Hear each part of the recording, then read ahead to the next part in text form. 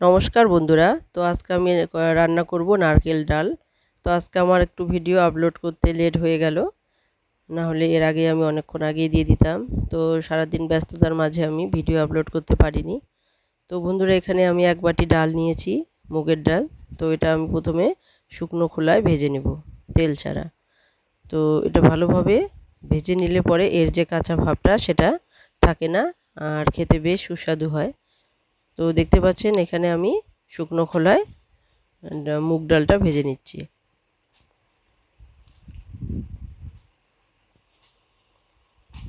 তো দেখুন এখানে আমার ভাজাটা মোটামুটি হয়ে গেছে।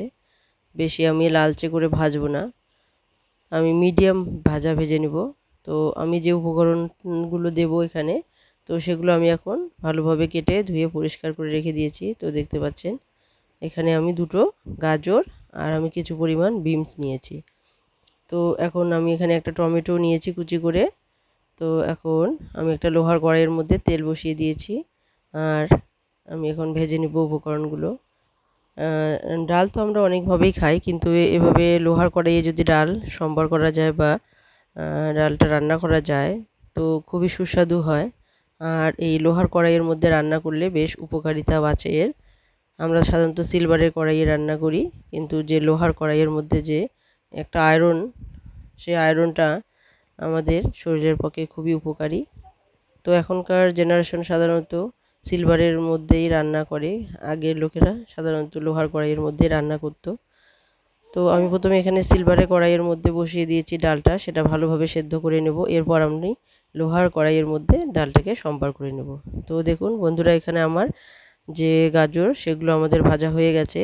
তো এখন আমি আমার একটা যে টমেটো কুচি আমি কেটে নিয়েছিলাম, সেই টমেটো কুচিটাকে আমি কুচিগুলোকে আমি এখন ভালোভাবে ভেজে নেব। তো এখানে আমি বেশি তেল দেব না, আমি হালকা তেলই দেব। টমেটো ভাজতে বেশি তেল লাগে না। তো আমার হয়ে গেছে। এদিকে মোটামুটি আমার ডালটা কিছুটা সেদ্ধ হয়ে এসেছে।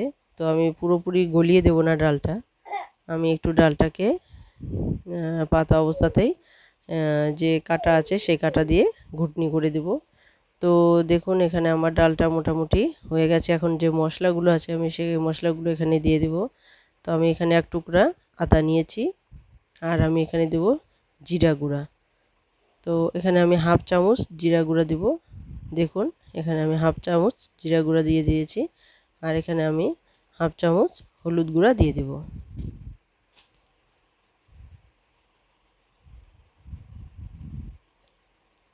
তো আমার এখানে ডালটা মোটামুটি সিদ্ধ হয়ে গেছে। এটা আমি পুরোপুরি গলিয়ে দেব না ডালটা, পাতা পাতা অবস্থাতে আমি এটাকে ঘুটনি করেছি, যার জন্য এই ডালটা একটু আলাদা রকমই হবে স্বাদের। তো এখন আমি এখানে দিয়ে দিচ্ছি এক টুকরো, যে আমি আদা বেটে নিয়েছি সেই আদা টুকরোটা আমি দিয়ে দিলাম, পেস্টটা দিয়ে দিলাম। তো এখন আমার যে ভাজা উপকরণগুলো আছে সেগুলো আমি সমস্ত দিয়ে দেব। তো এর জন্য আমি নারকেল কোড়া দেব। তো নারকেল কোড়াটা আমি কখন দেব সেটা দেখতে থাকুন আপনারা। আমি ফোড়নে দেব। তো ফোড়নে বেশি ভাজা যাবে না, নারকেলটা কিভাবে দিতে হবে সেটা আপনারা দেখুন। এইভাবে যদি নারকেল কোড়া ডালের মধ্যে দিয়ে খাওয়া যায়, তো ডালটা অসাধারণ সুস্বাদু হয়।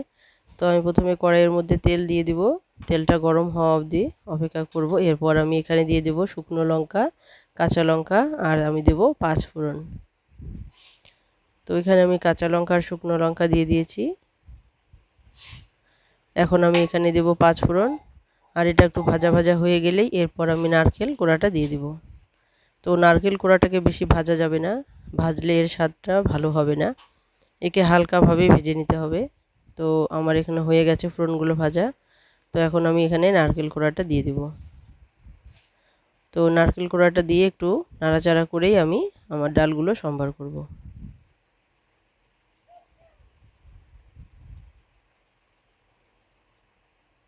তো দেখতে পাচ্ছেন আমার নারকেল কোড়াটা হয়ে গেছে, আমি কিন্তু বেশিক্ষণ ভাজলাম না।